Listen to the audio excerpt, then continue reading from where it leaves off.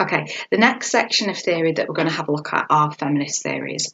And Laura Mulvey is a really important one here. Candidates tend to write about Laura Mulvey's male gaze theory in exams, and it's a slightly clunky way of referring to it. Laura Mulvey was a feminist, and in 1975 she wrote an essay entitled Visual Pleasures and Narrative Cinema. And that's where this idea of the gaze came from. It came from this document that Laura Mulvey wrote. And she came up with this idea of the gaze. And the concept of a gaze is for Laura Mulvey, it's all about how an audience views the people that are presented in the media. All right. So when she talks about the gaze, she is talking about the way that audiences are positioned to look at text in the way that heterosexual males would look at the text. So despite the fact that I was watching a film, for example, and I am not a heterosexual male, Mulvey would argue that the way that film is shot and the way that women are presented and the way that their interactions with other characters are presented makes me watch that text or consume that text as though I were a heterosexual male. Her idea of the gaze was very much thinking about the way that men look at women, primarily, but also how women look at themselves, and then from that, how women look at other women. And this is why it's such an important theory, because it is about this idea of the camera focusing on elements of the women's body that allows them to be almost sexualized by the fact that the camera is viewing them. And this can be quite an odd theory to get your head around initially, but particularly when you're looking at older texts, it's very interesting to look at the way that camera work does tend to linger on areas of the female's body that would stereotypically be what a heterosexual male would be interested in looking at. And Mulvey argued that through this presentation, women were really objectified.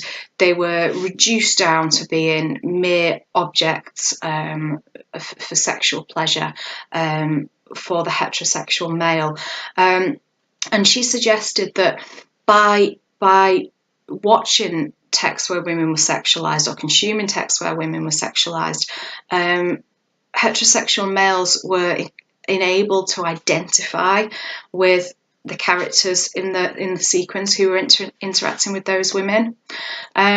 It's quite a complex theory, this, and we must be really careful to make sure that every single time a woman is naked or is, in a low-cut top or whatever, we don't immediately say, oh, that's the gaze. It's not about that at all. It's much more subtle than that. But that is the outline of what Mulvey talked about in her article. In terms of day-to-day, to help you understand Mulvey and her perspective a little bit more, it might be helpful just to be really conscious of this when you're consuming text. So a really good way of putting Mulvey into practice is just to have a look at some adverts.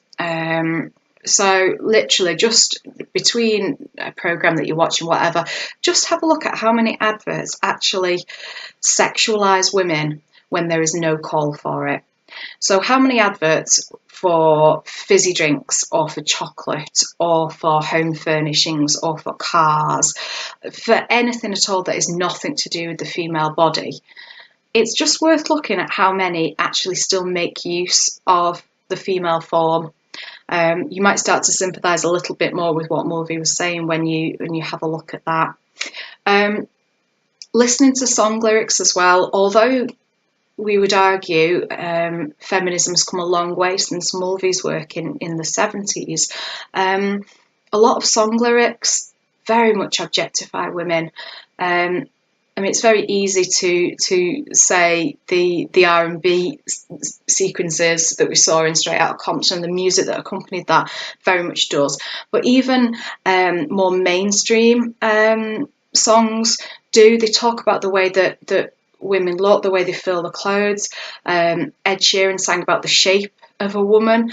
There's an awful lot of stuff that is very much about the female form, very objectifying still. So do try to become more conscious of it, because it will help you to realise that Mulvey was onto something back in the 70s. So the next theorist that we are looking at who writes from a feminist perspective is the theorist bell hooks. Now, unlike everybody else in the world, pretty much, bell hooks does not use capital letters for either her first or her last name. This was very much a choice of hers based on the fact that she created her own name. And she didn't see it as something that she wanted to define her, and she felt that taking away those capital letters would kind of help her, enable her to do that. But basically what you need to know is, if you're writing about her in your exam, just don't use capital letters for either her first or her last name. Bell hooks very much believed that feminism was a struggle to beat down the patriarchy, to beat down patriarchal oppression. So if you are writing about bell hooks, what you are looking for is any text that you have studied. Are there any elements in there where bell hooks would argue that the producer of the text is trying to defy or to subdue patriarchal oppression? Now, when we're talking about patriarchy, we're talking about male dominance, men being in charge, men being in control and setting social and political agendas. Bell hooks argued that feminism was the blanket attempt to subdue that or to stop that happening entirely. So when you're thinking about the concepts of feminism and of patriarchy, it's absolutely vital to remember that they are not restricted to whether you're male or female yourself. You may well, as a woman, be entirely supportive of the patriarchy, whether you realise it or not. Common phrases like "boys will be boys," which have been used to kind of mitigate or to soften the idea of men being controlled by their sexual urges, is an incredibly oppressive patriarchal statement, but it's sometimes used by women. And you would argue in that instance that a woman who would say and who would promote ideals like that would in fact be supporting the patriarchal oppression.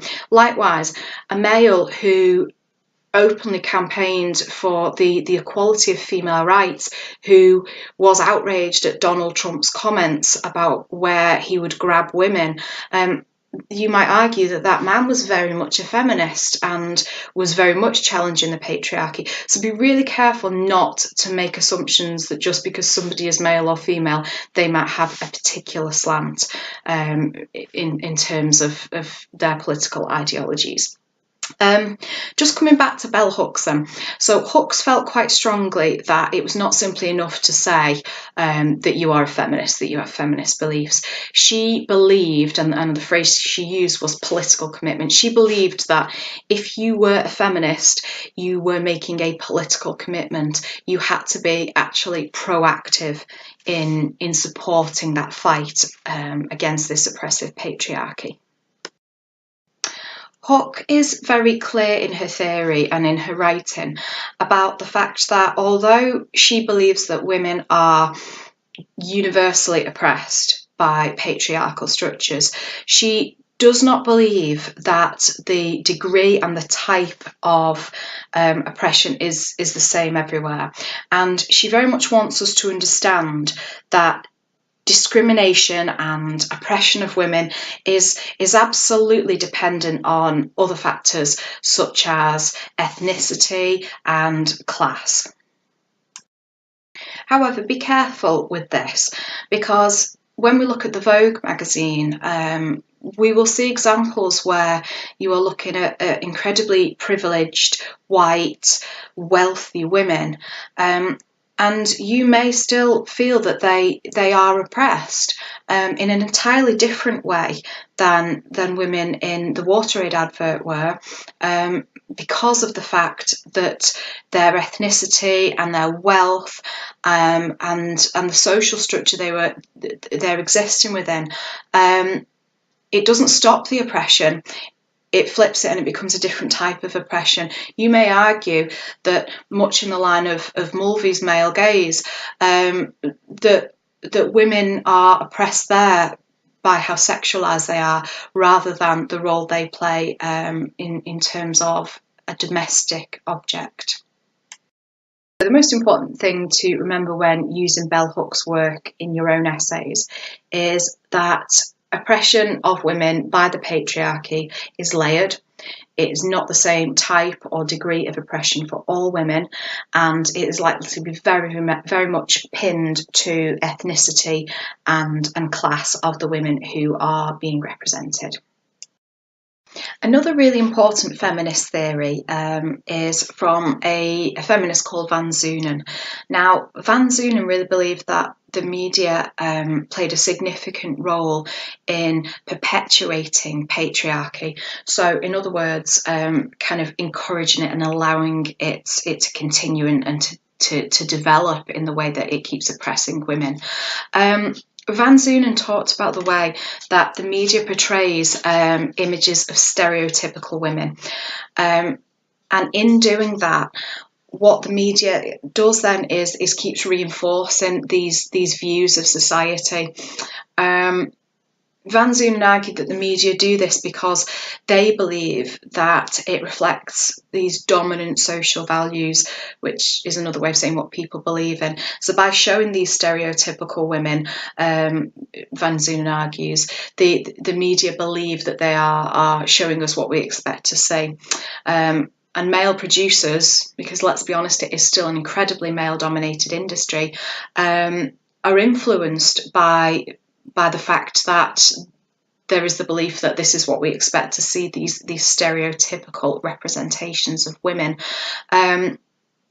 This is absolutely in line with patriarchal oppression, because in continuing to present stereotypes, what the media are effectively doing is saying this is what women are, this is what women should be, and it's therefore maintaining the hegemony, the fact that everything is going to stay the same in terms of these patriarchal representations of women. It's really helpful when you are looking at analysing your own text to try to not consider theories in isolation. So rather than analysing a text using Bandura and then applying a bit of Mulvey and then maybe some Bloomer and Katz, try to remember that the theorists are influenced by one another and will challenge as much as support the theories that they have read. It's interesting from that perspective to look at what Van Zoonen's saying about stereotypes alongside what Bandura was saying about socialisation of children. Bandura argued, of course, that what children saw, they would go on to mimic and ultimately to internalise and accept as the right type of behaviour. And Van Zoonen is saying that the mass media rely on heavily stereotyping gender roles.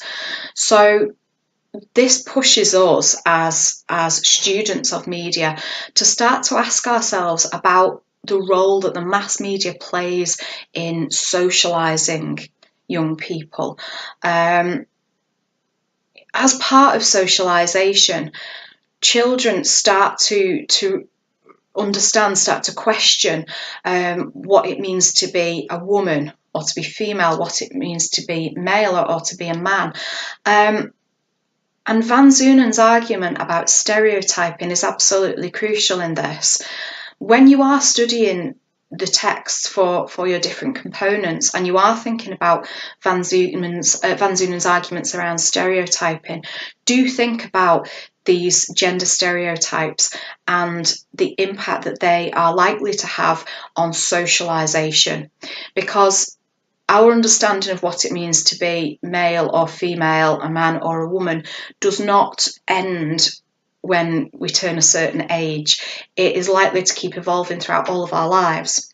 So try to consider the implications of that when you watch, for example, Straight Outta Compton, or when you listen or watch Beyonce's Formation, for example.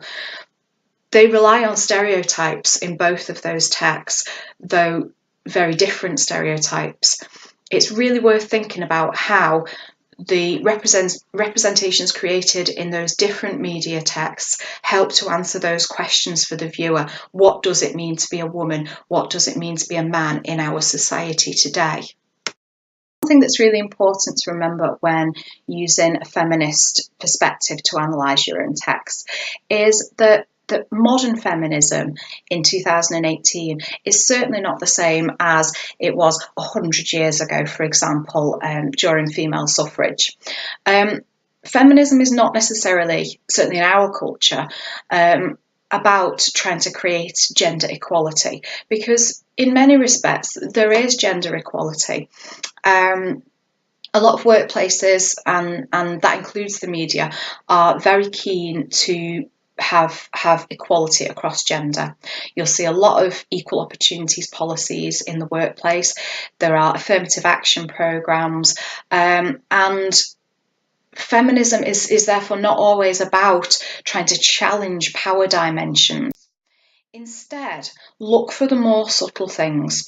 Look about the idea that sex role stereotypes are being prescribed. That's the phrase I would use. Sex role stereotypes are prescriptive.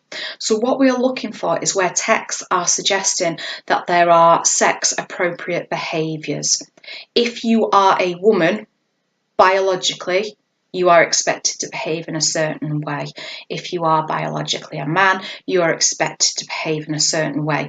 Those sex-appropriate behaviours are prescribed by the text. Now, they might include things like appearances. So, for example, I would be very much challenging those sex-appropriate behaviours in terms of my appearance. I'm not massively concerned about that. It may be things like interests. What is it appropriate for a woman to be interested in, or a man to be interested in? It may be in terms of skills or self-perceptions.